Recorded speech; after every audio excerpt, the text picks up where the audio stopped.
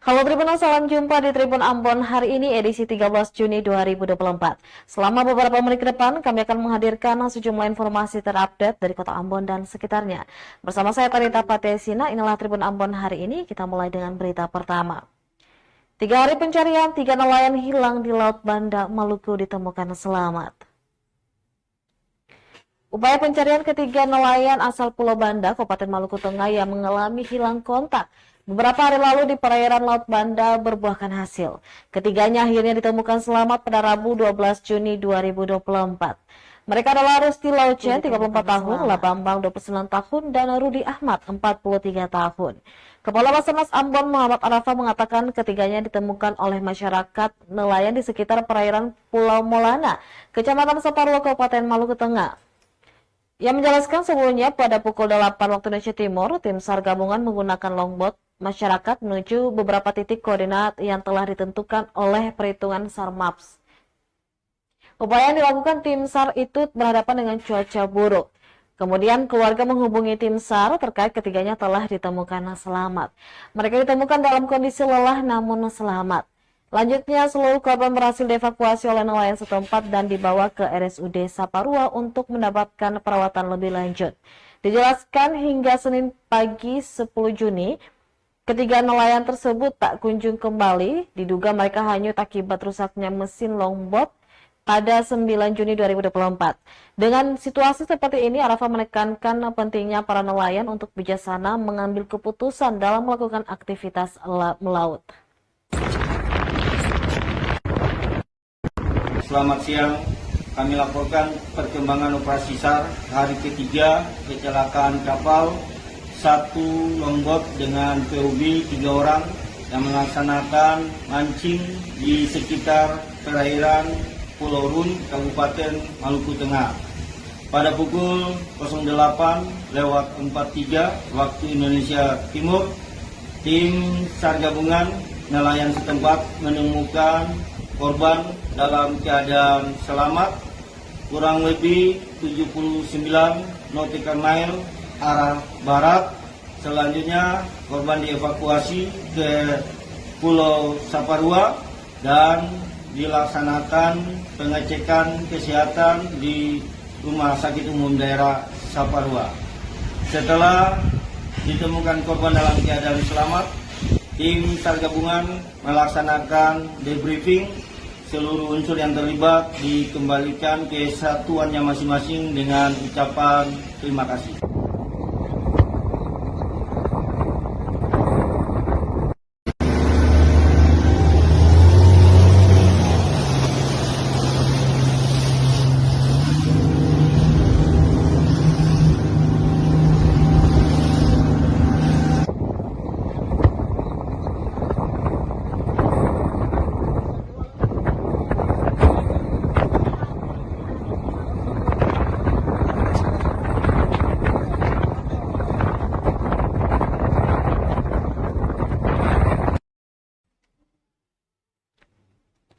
Kita beralih ke berita selanjutnya. Tribuners warung apung Saraba di Maluku Tenggara roboh ke laut. Kerugian mencapai ratusan juta rupiah. Warung apung legendaris Saraba yang terletak di Kelurahan Watde, Kabupaten Maluku Tenggara, roboh ke laut pada Rabu 12 Juni 2024 malam. Beruntung dalam musibah ini tidak sampai menelan korban jiwa, karena memang warung dalam kondisi tutup. Diduga kerugian mencapai ratusan juta rupiah karena pemilik hanya sempat menyelamatkan beberapa barang saja. Pantauan tribunambon.com pada Kamis 13 Juni 2024 sekitar pukul 11.37 waktu Indonesia Timur, bangunan yang memanjang sekitar 20 meter ke belakang ini sepenuhnya roboh ke laut.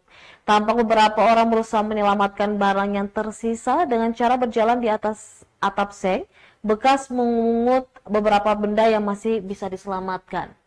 Novi, anak pemilik warung, hanya bisa memandangi tempat yang kini sudah rata sejajar dengan pasang air laut.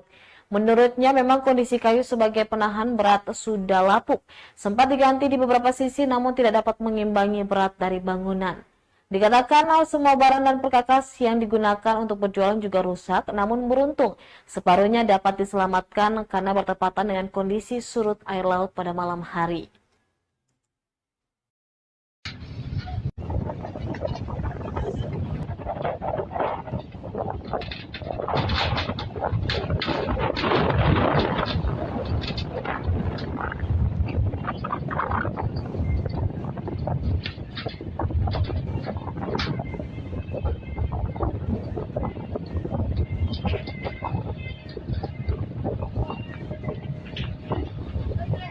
Empat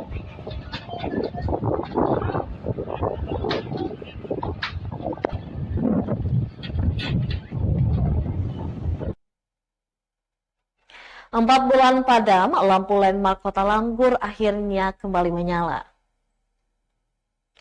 Pasca dibuka pada 14 Februari 2024 lalu, landmark Kota Langgur yang terletak di kawasan Ohijang, Kabupaten Maluku Tenggara menyimpan berbagai masalah. Mulai dari skema pengelolaan yang belum diketahui hingga kini, kebersihan yang belum tertata baik, hingga masalah pemadaman lampu sepihak oleh oknum preman. Kurang lebih 4 bulan terhitung sejak 25 Maret 2024, lampu landmark Kota Langgur yang berada di jantung ibu kota Malra mati total sehingga menimbulkan kesan mencekam. Pasalnya kawasan tersebut rentan bentrokan warga. Tuding menuding kewenangan antara PUTR dan Kesbang Pol Maluku Tenggara pun tak terelakkan akibat dari perampasan kunci ruang listrik oleh oknum yang diduga preman, sehingga mengakibatkan kawasan tersebut gelap gulita selama kurang lebih 4 bulan. Terkini kawasan tersebut mulai terang kembali dengan dinyalakan lampu dan berwarna dasar biru dan merah sehingga terkesan hidup. Hari ini salah seorang pengunjung dari Kota Tual yang sementara nongkrong di kawasan tersebut mengatakan bingung dengan mati lampu yang begitu lama. Menurutnya, ia berharap semoga kedepannya lampu tidak mati sepihak lagi sehingga seperti ini biar ada geliat aktivitas masyarakat dan anak muda KI.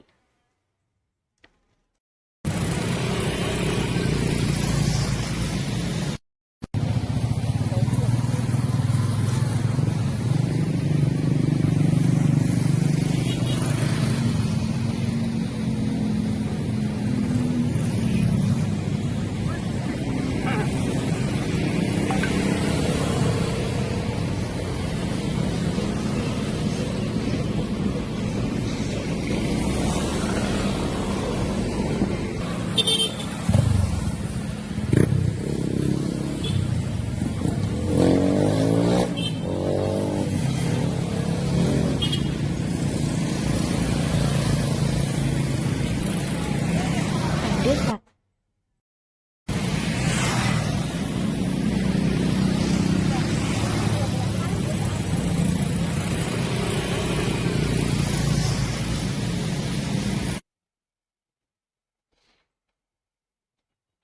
Baliho Murad Ismail di Jalan Abraham Kudubun, Maluku Tenggara roboh diterpa angin kencang, sempat mengganggu arus lalu lintas.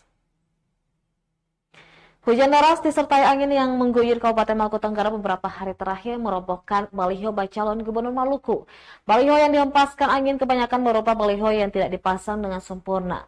Tak terkecuali sebuah baliho milik incumbent Gubernur Maluku Murad Ismail dari PAN yang diletakkan di Jalan Abraham Kudubun, Kabupaten Maluku Tenggara, roboh setelah dihantam angin kencang.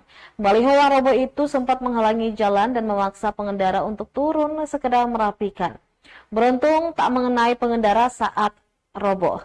Sementara itu pantauan tribunambon.com pukul 10.31 waktu Indonesia Timur, Rabu 12 Juni 2024. Nampak baliho yang menampilkan pose kepalan tangan Komandan Korps Brimob Polri pada 2015 dengan pangkat Inspektur Jenderal tersebut terlonggok di jalan begitu saja. Ironisnya, baliho dipasang tanpa memperhitungkan celah masuk dan keluar angin alias tidak dilubangi sama sekali.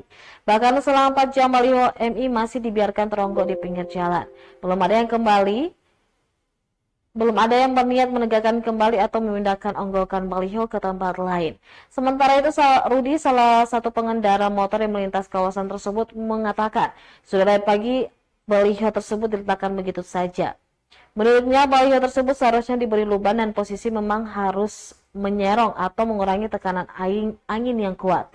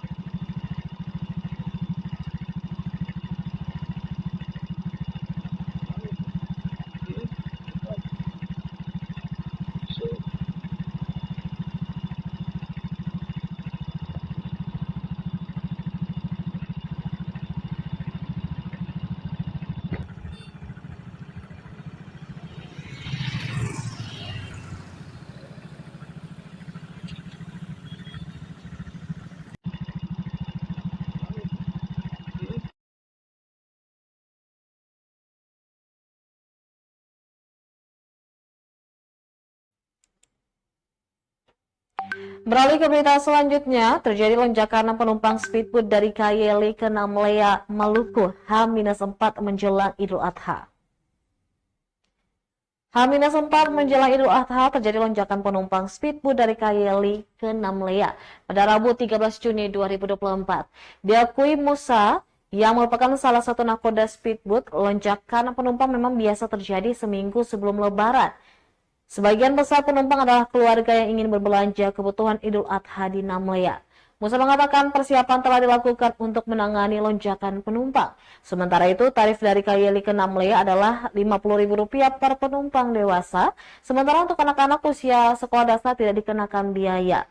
Tarif untuk pengangkutan barang, baik kecil maupun besar, ditetapkan sebesar Rp150.000. Lama perjalanan dengan speedboat KYLI Namlea memakan waktu selama 20 menit.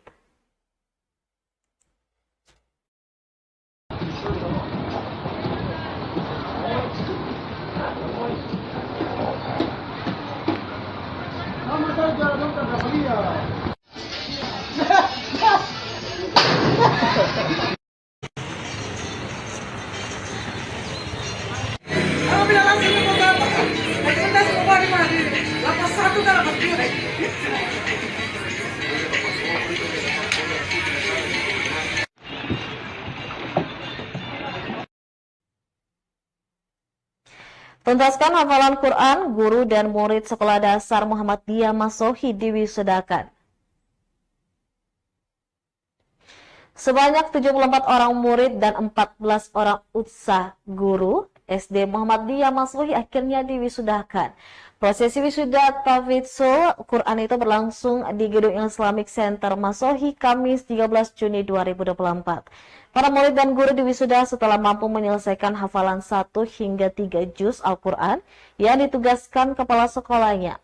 Asmara menyebutkan tahun ini menjadi angkatan keempat setelah tahun sebelumnya. Pihaknya memusudakan sebanyak 50 orang murid dan 20 orang honorer yang mengabdi di sekolah swasta itu. Wasallam mengatakan dirinya memiliki cita-cita bisa menjadikan SD Muhammadiyah sebagai satu-satunya lembaga pendidikan dasar yang menelurkan banyak guru dan murid penghafal atau tahfidz Al-Quran. Wasallam mengucapkan terima kasih kepada para orang tua murid yang telah mempercayakan pendidikan anak-anaknya kepada sekolah yang ia pimpin itu. Ia juga menyampaikan rasa bangganya atas prestasi para siswa yang telah berhasil menghafal Al-Quran.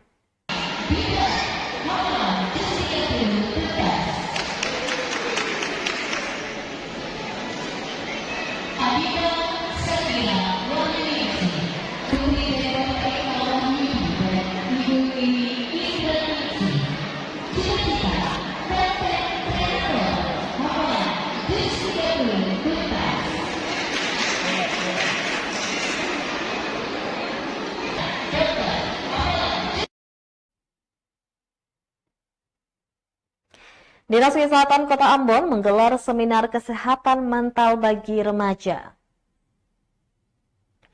Dinas Kesehatan Kota Ambon menggelar seminar kesehatan mental bagi remaja pada Kamis 13 Juni 2024. Seminar yang berlangsung di ruang pertemuan Hotel Elizabeth, Kecamatan Silma, Kota Ambon itu bertajuk Kenali Kesehatan Jiwa pada Remaja. Kegiatan tersebut diikuti sebanyak 58 peserta yang terdiri dari siswa dan guru BP dari 10 SMA dan SMK sederajat di Kota Ambon. Kegiatan ini berlangsung hingga Jumat besok. Pemateri yang dihadirkan ialah psikolog Febri Elizabeth Watimena, akademisi Poltekkes Maluku Fransina Tubalaoni, serta Emma Hentihu dari Dinkes Provinsi Maluku. Kepala Dinas Kesehatan Kota Ambon Dr. Gigi Wendy Pelupesi yang dibacakan Koordinator Program P2PTM dan Keswa Bidang P2P. Jen Matahilumual mengungkapkan tujuan seminar ini agar guru serta siswa dapat mengetahui setiap hal yang berkaitan dengan kesehatan mental remaja. Dijelaskan bahasa masa remaja merupakan masa yang unik dan formatif, yaitu terjadinya perubahan fisik, emosional, dan sosial. Di masa ini para remaja seharusnya mengembangkan kebiasaan sosial dan emosional untuk menjaga kesehatan mental mereka, termasuk pengembangan keterampilan diri untuk mengatasi masalah, pemecahan masalah, dan interpersonal, serta belajar mengelola stres. Adapun 6 gangguan yang mempengaruhi kesehatan mental remaja, diantaranya yang pertama ada gangguan emosional, kemudian gangguan perilaku, ketiga gangguan makan, 4 gangguan kecemasan, yang kelima bunuh diri dan menyakiti diri sendiri, dan keenam perilaku dan mengambil resiko. Ia mengatakan berbagai gangguan itu dapat dicegah dengan cara mengembangkan kapasitas diri di lingkungan sekitar maupun lingkungan sekolah. Di samping itu, para orang tua dan guru sangat berdampak pada kemampuan remaja mengatasi masalah-masalah yang sedang dialami. Kecenderungan tergantung dia punya riwayat-riwayat tentang hidup.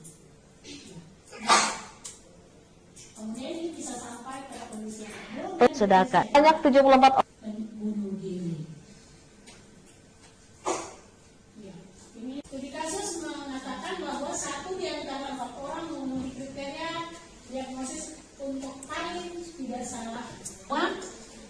Yang umum terjadi dan menjadi salah satu penyebab utama di dunia berdasarkan gila. Kenapa? Karena dia juga punya hak asasi seperti kita semua.